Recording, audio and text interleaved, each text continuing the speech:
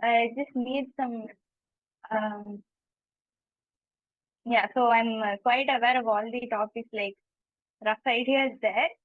In depth, I just like have to revise and all that because Can I ask questions then? yeah, sir. Sure. Should I ask questions? Yeah, sir. Like I'm not too well, like I didn't revise yet. I'll try to answer. Okay. I'll not stress you today as it's the first class. So I'll just give you the brief explanation of this topic. Okay, I'll just give you the intro topic. So we know when it comes to the molecular basis of inheritance, we know it is about the DNA, right? It's about the genetic material. Okay, and we know the genetic material of two kinds. One is the RNA and the other one is the DNA. But the nature has selected DNA as the major genetic material compared to RNA.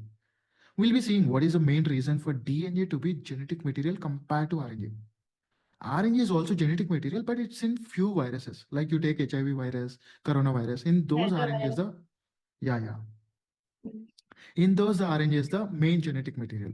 Okay, but in most of the organism, the nature has selected the DNA. Okay, so what is this DNA? It's a deoxyribonucleic acid. So what it looks something like this. Okay, and if you see this strand, we know there is a major groove. You can see here, it is somewhat deepened compared to this. So this is called the major groove. And this is the minor groove. Okay, and if you see, all this DNA is made up of a nucleotide. Yes or no? So this is one pair of nucleotide, this is another pair of nucleotide, this is another, this is another. So the DNA is polynucleotide chain. It is a polynucleotide chain.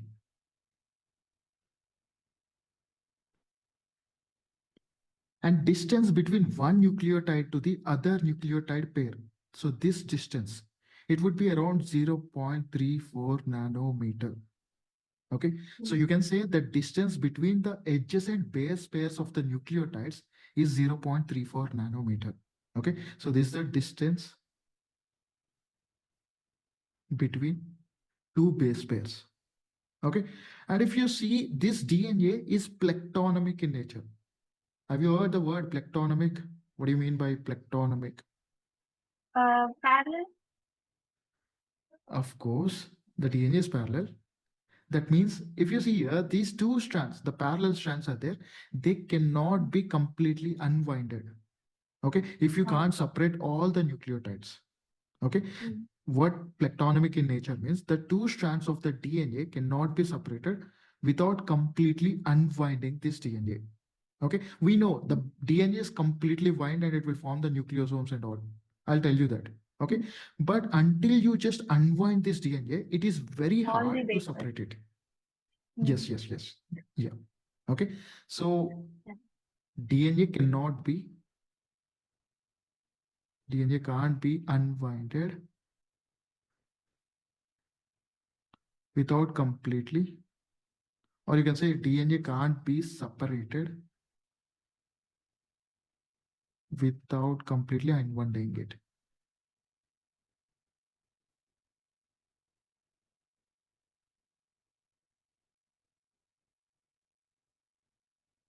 Okay, and if you see, this is the one strand and this is the other strand. Okay, so one strand will be running 5 to 3 direction, the other strand will be running 3 to 5 direction. I'll tell you what is that. Okay, and if you see the rotation of this DNA, it is right-handed manner. Just know this. Okay. So whatever this whole DNA, double strand DNA is there, it is spirally coiled and it is just right-handedly coiled. Okay, so it was right-handedly coiled this way. I mean, it is not able to show in the structure, but just know the DNA is right-handed manner. If any questions that comes in it.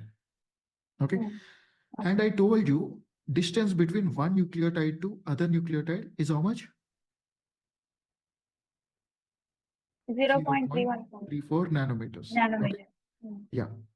But if you see the DNA one complete turn, that means this complete turn, this is 180 degrees rotation, and this is another 180 degrees rotation. So the distance from this to here, we called it as the pitch. Okay. So remember, you can call from ear to ear. So you can see here, this is completely one rotation. Yes or no? So you can see this one. 180 degrees. Yeah. 360 degrees. From ear to ear, it's 180. Ear to ear, it's 180. Oh, Okay. That means Okay. one complete rotation. We Okay. call that as a pitch of the DNA. Okay. So Okay. this distance we called the pitch of the DNA. And can you expect how many base pairs will be there in the pitch of the DNA?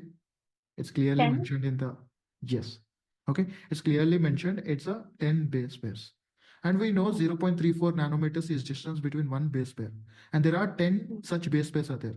You multiply with 10 base pairs, it will be 3.4 nanometers. Mm. So the pitch of the DNA is 3.4 nanometers. Understood? Yeah. Yeah. Can you tell me what is the DNA is made up of? I told you it is a polynucleotide chain. Then what is this nucleotides? So it will be made up of, okay, so it's basically deoxyribonucleic acid. So it's made up of different nucleic acids. Yes, yes.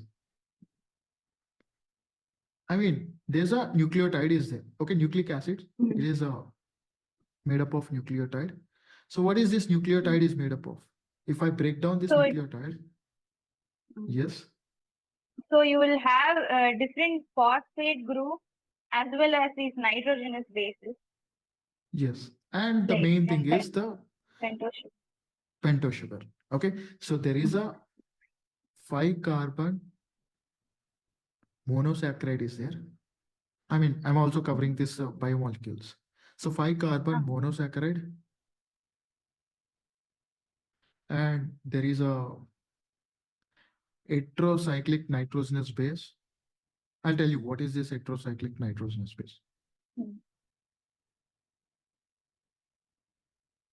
So heterocyclic nitrogenous base. And there is a phosphate ion. Or you can also call it as the phosphoric acid if it is in the form of not ionic state. If it is not ionic state, okay, there's a phosphoric acid, or you can say the phosphate ion. If it loses the nitrogens, it is phosphate ion. Okay, I'll show you what is that phosphoric acid and phosphate ion. Let's see each one of them. So 5-carbon sugar, we can also call this as the pentose sugar. Okay, so let's see what is this. So pentose sugar can be classified into either it is a ribose sugar or deoxyribose sugar. Yes or no? And how does this ribose sugar looks like? So there is oxygen, there are 5 carbons are there. And the 5th carbon will be outside the ring. Okay. So till here it is common for DNA and RNA. So carbon, carbon, carbon, carbon, and there's a 5th carbon. And both are having OH here. Here also there's a OH is present. Okay. And here also on the 5th carbon, there is a, I'll not dwell into detail, but actually it is a like OH and hydrogens will be there. I'm just only mentioning, I'm not mentioning hydrogens here. Okay. Let's write the condensed form. So on the 1st carbon also there's a OH is there that will be helpful for attaching to the nitrogen base. I'll tell you how they will attach. But what is the difference between the ribose sugar and deoxyribose sugar? So for suppose if I say this is a, on my left side it is ribose sugar, on my right side if it is a deoxyribose sugar, what is the basic difference? Can you tell me what happens? That difference you will be seeing on the 2nd carbon. Do you remember what is the basic difference between the ribose sugar and deoxyribose sugar? So the hydroxyl group? Yes. So which one will be having the hydroxyl group? Ribose or deoxyribose? So the deoxyribose will be having the hydroxyl group. How can it will be having deoxy? I told you deoxy means it's already lost the oxygen. So whatever the oxygen that is there, it lost. That means the second carbon of ribose sugar is containing the hydroxyl group. And if you remove this oxygen, then it will become the deoxyribose. That means you remove the oxygen, it will become hydrogen. Understood? So remember, the RNA is made up of ribose sugar and the DNA is made up of deoxyribose sugar. Understood? And what is the difference between the ribose sugar and deoxyribose sugar is on the second carbon, the ribose sugar contains the hydroxyl group. On the second carbon, the DNA contains the hydrogen. The deoxyribose contains the hydrogen. That's one thing you need to remember. Second thing, we know that the hydroxyl group is very, very reactive. Yes or no? It is a very reactive. So that's why it is able to form the nitrogen base and the first carbon can able to attach because of this hydroxyl group. The phosphate group and the fifth carbon can able to attach because of this hydroxyl group. Okay. So we can say the hydroxyl group is very reactive group. That is the reason the ribose is not a very stable compound. It is always chemically active. That means it can react. Whereas the DNA, instead of having the OH, it is having hydrogen. So it is not very reactive. It is less reactive. So you can say it is very stable. So this one is very reactive group. And in DNA, it is very stable. And do you want your DNA to be very stable or always be reactive and change? Very stable, right? We want our DNA to be stable. It has to be stable. Yes. So, but what happens in the viruses? They always undergo changes. They undergo mutations. So that's why they have RNA. Yeah, they have this RNA. No. Because of having the RNA, they are very unstable. They always keep on changing their structure. And that's the reason why we are very difficult to find the vaccines. Because you find one structure for one vaccine for this virus, but it will keep on changing. So it's a very reactive, very mutate. Yeah. Let's see, that's about the pentose sugar. You need to know. Next one, let's come into the heterocyclic nitrogenous base. Okay. So bases are of two types. So let's talk the bases. So bases are of two types. One is the purines, the other one is the pyrimidines. Okay, there are two types. One is the purines, the other one is the pyrimidines. Okay, so we'll see first the purine and then I'll tell you about the pyrimidine. So purine, it is a two rings. It contains the two rings. Yeah, adenine and guanine comes under purines. Okay, so it is a two rings. But I think your voice is breaking. My voice is breaking. Just a second. Let me look. Yeah, sir. Is it audible? Once check your internet. My internet is very stable. Now I can. Yeah, now I can hear. Okay. Yeah. So the purines are made up of two rings. One is a 6-membered ring.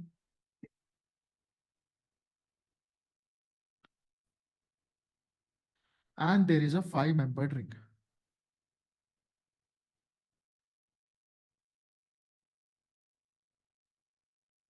Just know that the purines, it is made up of two rings. One is the 6-membered ring and a 5-membered ring. This 5-membered ring, you can also call this as imidazole. It will be given in the biomolecules. Okay. So this 5-membered ring, it is called as the imidazole, or it is also given in the chemistry biomolecules. Okay.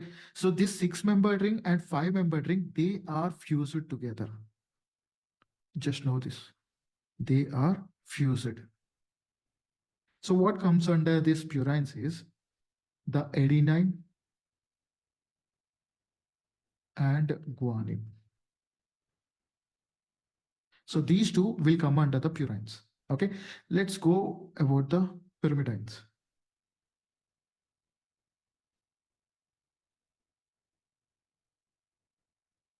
So what is this pyrimidine? I told you the purines is a double ring. It is containing the 6-membered and 5-membered. But here the pyrimidines, it is made up of only single ring. Okay, It's just a single ring, Mhm. and that single ring is made up of six-membered ring. Single six-membered ring. So you can see here, the purines is made up of six-membered ring and five-membered ring. Whereas the pyrimidines, it is made up of single-membered ring. So for that, the questions can also come like the purines are made up of pyrimidine plus imidazole. Yes, that is correct. So whatever this six-membered ring is there, it is nothing but the Oh, pyrimidine. Okay. So okay. that purine is made up of two rings. One is the pyrimidine and the imidazole. Okay. I'll show you the structures. Okay. It's time taking if I draw the structure, so I'm not drawing the structures. I'll show you the image. So these pyrimidines are three. What are those? Can you name them? Thymine, cytosine, uracil. Yeah, cytosine, thymine, and uracil. Yeah. Okay, so you need to know this. So let's see the structure of them. So you see here, it is a double ring. One is made up of six-membered ring. So 1, 2, 3, 4, 5, 6. And the other one is five-membered ring. So 1, 2, 3, 4, 5. So if you see here, the six-membered ring and the five-membered ring, they are fused together and made the purines. The same with the guanine as well. Okay, so adenine and guanine comes under the purine, and the cytosine, uracil, thymine comes under the pyrimidine. That's one thing you need to notice, and we call it as the heterocyclic ring. Why? If you see here, this ring is They made up have of nitrogen. different elements. Yes, they have the carbon and nitrogen, so that's why it is called as the heterocyclic. Okay, so that thing you need Yeah. to remember. So if this nitrogen, so we know the purines like adenine, guanine, cytosine, uracil, all those are what? They are the nitrogen bases. Yes or no? One second. Okay, so all these are what? These are all nitrogen bases. Okay, but if this nitrogen base, they join together with the sugar, it will form the nucleoside. Understood? So whatever the purine is there, adenine, guanine, and pyrimidine, cytosine, uracil, thymine, if they join with the pentose sugar, it will form the nucleoside. Okay, so just remember nitrogen base plus pentose sugar. We called it as the nucleoside. Understood? And if you Yeah. just join the phosphate group as well, the phosphate ion for this, it will form the nucleotide. Okay, or you can say the nucleoside plus phosphate group, we call it as the nucleotide. Okay, but there are NCERT has given the names as well for these nucleosides, so you need to remember that. For suppose you see the purine, adenine, if it is joined with the pentose sugar, we call it as the adenosine. If it is ribose sugar, if you join with the deoxyribose sugar, then we call it as deoxyadenosine. Okay, the same with the guanine. Yes, guanine is for. Can you name? Can you guess the name? Guanosine. Guanosine. Pyrimidine. Let's say for cytosine. Cytidine. Okay. What about uracil? The same will come. Uridine. And thymine? Thymidine. Okay. So these are the, you need to remember the names. Sometimes they can give like the nitrogen base is cytidine. No, it is cytosine. Okay. Uracil is not nucleoside. It's a nitrogen base. Thymine, it's a nitrogen base, not a nucleoside. Okay. Sometimes the question will be tricky. So next one.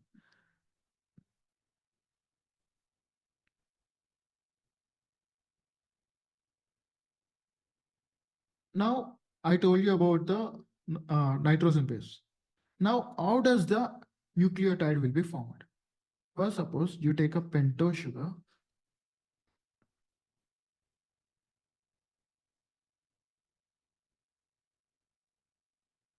Let's say the oxygen, carbon, carbon, carbon. So this is a pentose sugar. On the first, it is attached to the nitrogen base. Let's draw with.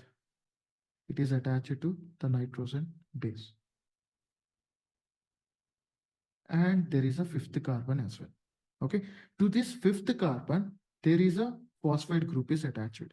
Okay. So how does this phosphate group is attached?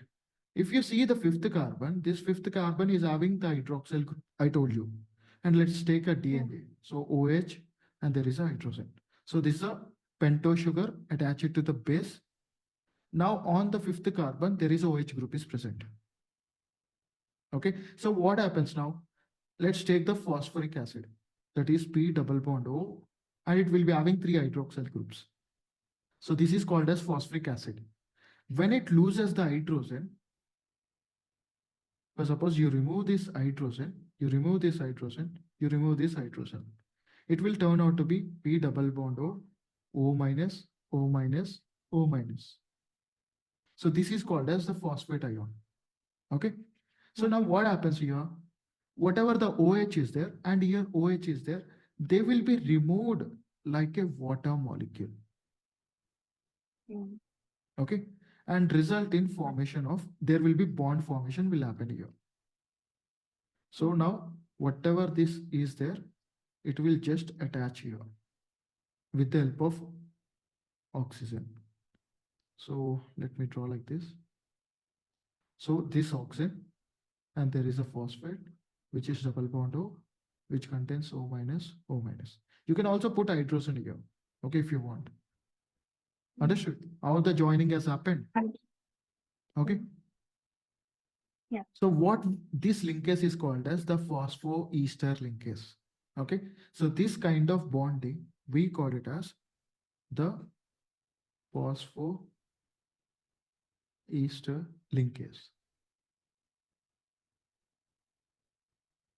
Just remember, on the fifth carbon, there is OH is present. On phosphoric acid, there is OH is present. So here both OH and hydrogen will be removed like a water molecule and they will make a bond with the oxygen in between. So that bond is called as the phosphoester linkage. Clear? Okay. And the same way here, if you see the third carbon is having OH group and here the other phosphate will also contain, let's say another phosphate. So OH, P, OH, there's a double bond O, and this is attached to the carbon and which is attached to a pentose sugar. Okay, I'm not drawing full structure. If you see here, the phosphate group is having OH and the third carbon is having OH. They also make a bond here. Okay, and remove the water molecule. Yes? Yeah, that's why it's called phosphodiester. Yeah, Okay. because here one ester linkage and there is another ester linkage. So together we call it as the phosphodiester. Okay, so that will be making the bond here. So this is called the phosphodiester linkage.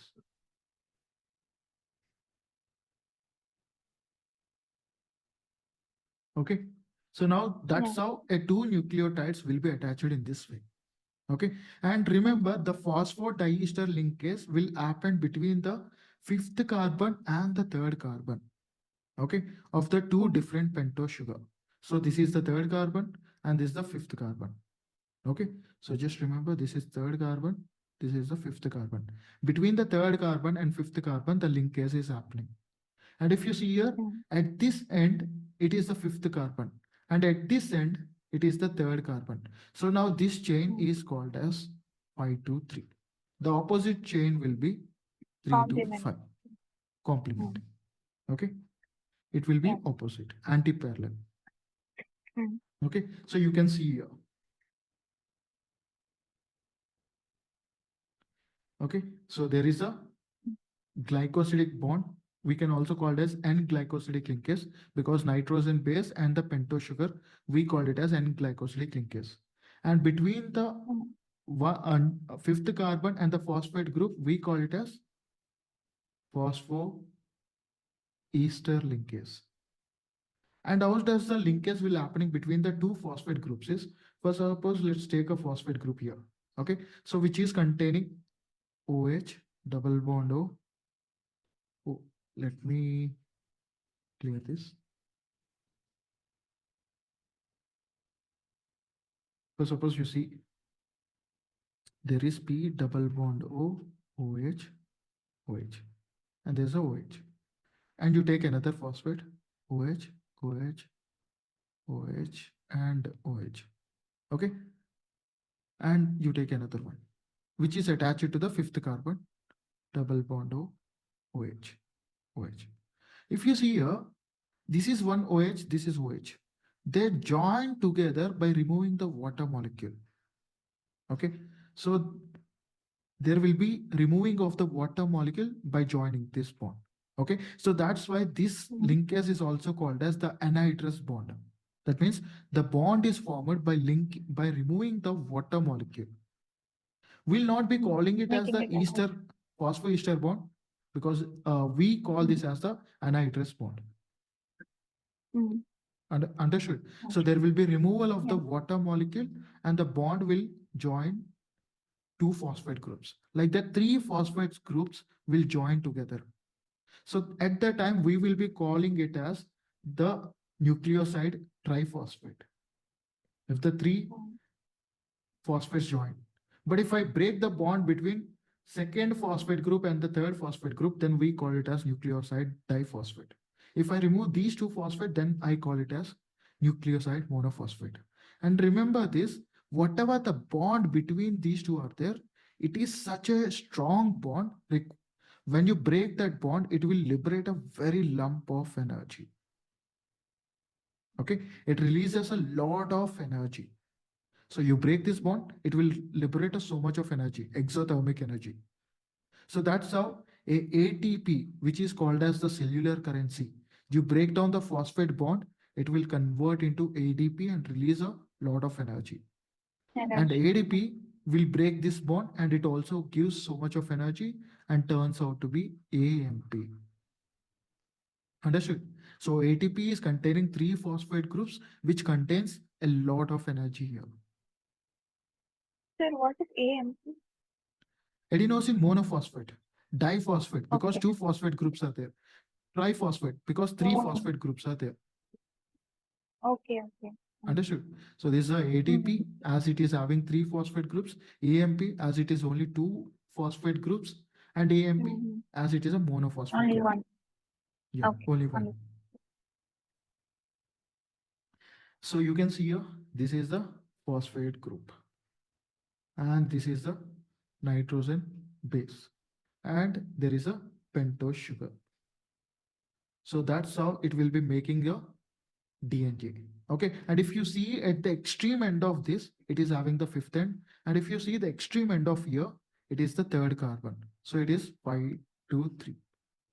Understood? Like that, two will be joined together by having the hydrogen bonds. Okay. So see here, this is the thymine and this is the adenine. Okay. So always remember A is always complement to T. Okay. And adenosine and thymine will always be joined with a double bond. And guanine and cytosine will be joined by the triple bond. Okay. Hydrogen bond. Yeah. For a RNA, adenosine will bind with the uracil. Guanine will bind with the cytosine. So that is one thing you need to remember.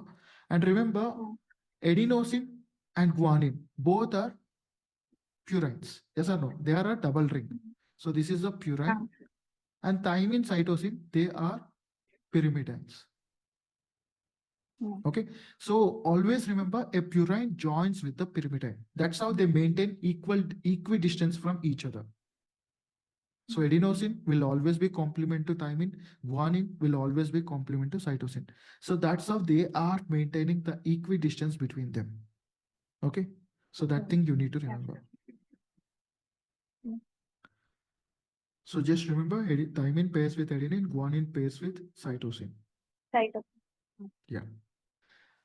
And this sugar with a phosphate group, it will be making the backbone. Okay.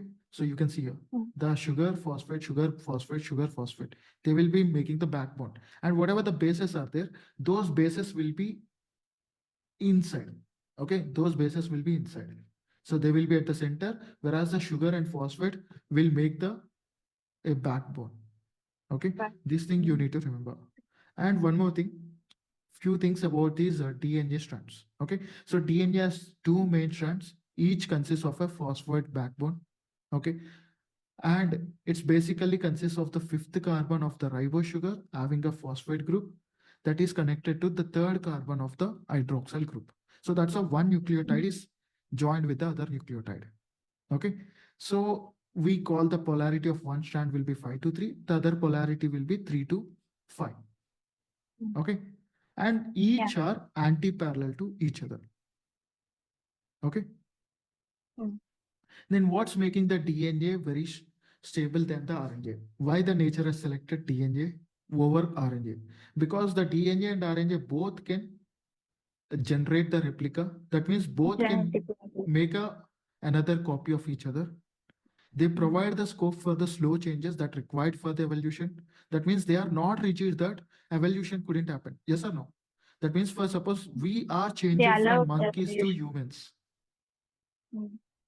Because 99% DNA is same, but that 1% change has created from monkeys to humans. Okay, if you see the genetic information, the monkeys and humans are containing the same information, but there's a 1% change that created the humans differ.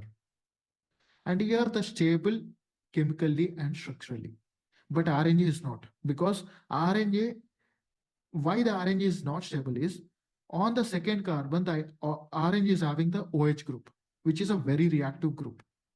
So that's making chemically very unstable. Second thing, yes. No, it's not stable, so it will react and rotate and all that. Yes, Mridula. Yeah. And the other thing is the RNA is having uracil instead of thymine. Uracil is a very reactive group compared to thymine. So these two making the RNA chemically and structurally very unstable. Okay, so this point you remember. One is on the second carbon, there's a OH group is present, which making them very unstable. And the second thing is they are having the uracil, so that's also making them very unstable. But both will be expressing the Mendelian characters. That means they will be, every gene will be having a particular phenotypic. Okay, and that can be inherit from one generation to other generation. So that's what it means, express itself in the form of Mendelian character. Okay, so on this topic there can be questions can come. For suppose they can ask you what is the total length of the DNA. So we know the base pair of cell is 4.6 into 10 power 6, and we know the distance between the each base pair is 0.34 nanometers. So it would be around, you can calculate that as 4.6 into 10 power 6, and you multiply with this.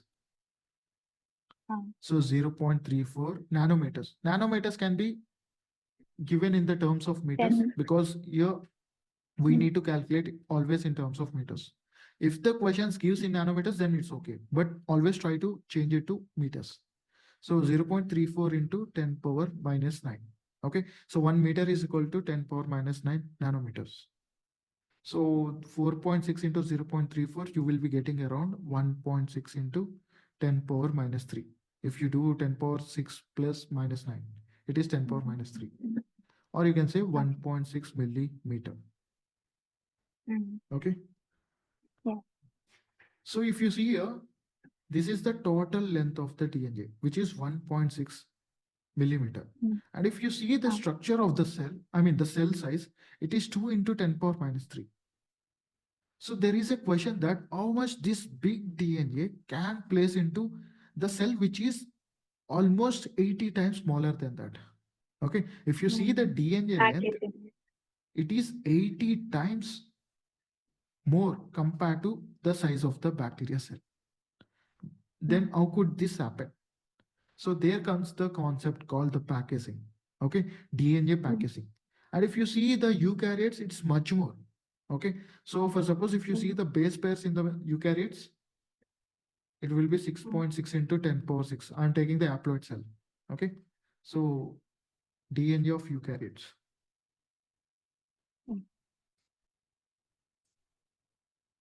And we know the distance between each base pair is 0.34 nanometers. You can multiply this. That would give around like 2 meters. Okay, exactly if you want, it's a 2.24 meters. And the size of the cell is just a 10 power minus 6 meters. I mean, the nucleus is 10 power minus 6 meters. In the 10 power minus 6, that means you can say 0.00001. So in this size, you are putting the 2.24. How could that be possible? So that's because of a very complex packing. We'll see. So that's a packaging in the eukaryotes. Okay. So in eukaryotes, there will be certain proteins that are involved for the packaging. So those are called as the histones. Okay. So just remember these histones, they will be organized into a unit of 8 molecules. So that we call it as the histone octamer, or you can also call this as the nucleosome. So it contains the H2A. So each one will be 2. So 2 H2A, 2 H2B, 2 H4, and 2 H3. So total it will be making 8. Okay, so that's why it is called as the octamer. So just remember H2A, H2B, H3, and H4, they occur in pair. Okay, so these are all pair in structure. So which will be making the 8. Okay, so we call that as a histone octamer. Now this histone octamer is wrapped with the help of a DNA that we call it as nucleosome. So just remember the histone octamer plus DNA is called as the nucleosome. And how many times the DNA wrapped around this? It is wrapped around 1.7 turns. Okay, so if you see here, it will make complete turn, and the other one is almost 1 point, that is a 0.7 turn. Okay, and just remember this 1.7 turns will contain over 200 base pairs of DNA. That means you take this strand of the DNA, it is containing 200 base pairs. Okay. So that we call it as a nucleosome. Now this nucleosome, if you see here, this wrap can be unwinded. Yes or no? For suppose if I take a ball and I try to wrap a thread around it, it can be just unbound. Yes or no?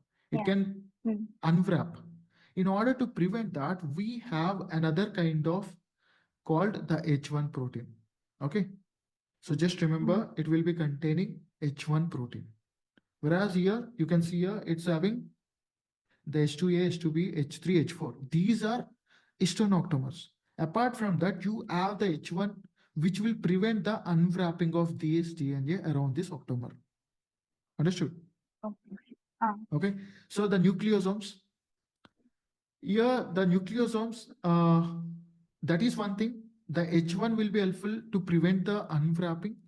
Apart from that, there is a OH group is present in the amino acids. Okay, whatever these amino acids are there, they are having this OH group. And there is a phosphodiester is present in the DNA, we know that. Okay, so this phosphodiester and the OH in the amino acid, they will be making a hydrogen bond between them. Okay, so that's how this thread is bound very strongly around this nucleosome. Yeah, very tightly. Okay, so that's how a nucleosome is formed. Like that, if two nucleosomes are attached with the DNA between them, we call it as the chromatosome. Understood? Nucleosome and nucleosome. Yeah. So two nucleosomes come together, we call it as chromatosome. Okay. In that H1 protein will be helpful like a linker DNA. Okay. So there is a H1 protein of the histomer octamer is there, and there is a linker DNA is there. So both are attached together to prevent the unwrapping of this nucleosome. Okay. And you remember whatever the DNA present between the two nucleosomes, we call it as the linker DNA. Okay, or this can also called as the interbed DNA. If you remember, these nucleosomes will appear like a beds on string. Yes or no? Bed means like a kind of parallel. So two parallels are joined with the help of string. So that's it's called as the beds. So between them, the interbed DNA. It's okay. You don't need to remember that vocab, but just remember the linker DNA is very important word. Okay, so that's how it will make chromatosome. Now these chromatosomes, like group, we call it as the chromatin. Mm. Okay, so in this chromatin, whatever the nucleosomes are there, this is one nucleosome, this is another nucleosome, this is another, this is another, this is another. Okay, so all these nucleosomes are seen as the beds on string. Okay, or you can say the Mm. beds on string, or you can also call that as a thread. Okay, so the nucleosomes will appear like a beds on string. Remember this. Mm. Okay, Yeah. and this structure we call it as the chromatin because it is a coloring body. Okay, so why we are using the word chroma? Chroma means color Chrome body. Okay, color. yeah, Mm. they are colored bodies. They can be strained. That means if you Mm. add some dye, they can be Can obtain be that color. visible. Okay, Mm. and remember Ah. the diameter of this nucleosome will be 10 nanometers. It's not important, but just know this. Okay, it's just Mm. 10 nanometers. And if you see under the Okay. microscope, it appears like a beds on string.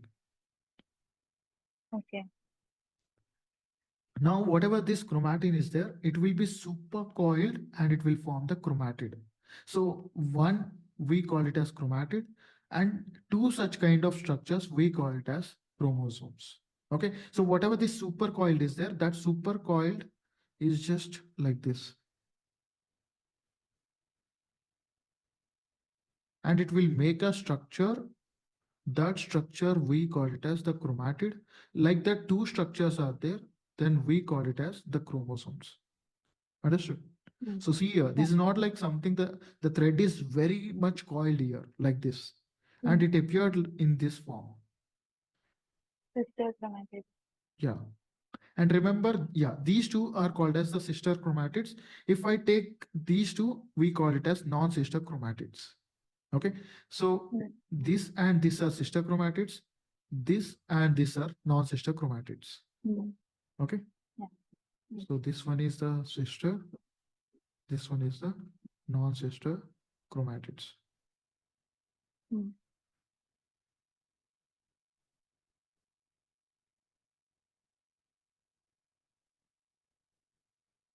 So finally, if the whatever the chromatin is there, if it is just loosely packed, then we call it as the euchromatin. Okay, so this is loosely packed. That means whatever it's there, it is not super coiled much. So then we call Mm. it as euchromatin. But if it is densely packed, we call it as heterochromatin. Here it is densely packed. That thing you need to remember. And here the euchromatin will strain Light. light strain, whereas the heterochromatin, it is a darkly strained, or you can say Mm. strains dark. And as we know, the DNA, in order to form the RNA, we need to read the DNA. But when it is tightly packed, it is very difficult to read. So that's why Mm. the densely packed is a inactive transcription. Okay, so it is transcriptionally inactive, whereas this one, Mm. it is transcriptionally active. Act.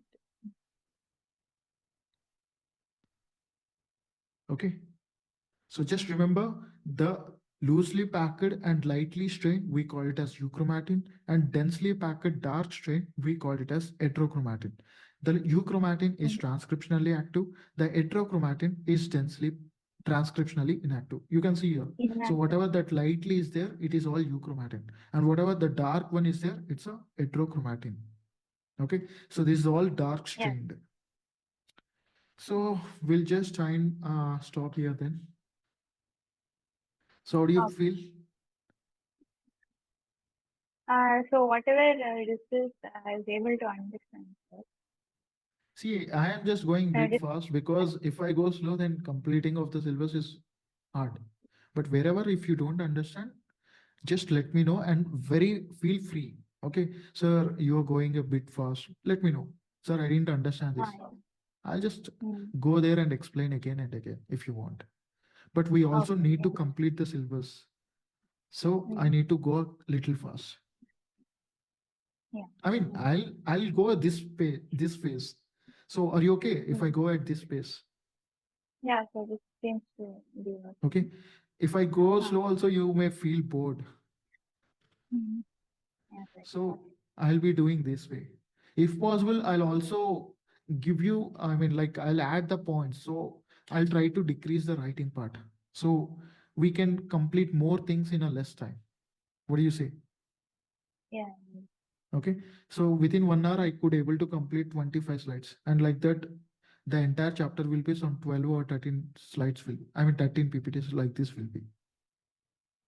Oh. So within 13 classes, I could able to complete the entire chapter. Or we can also reduce to maybe 10 classes.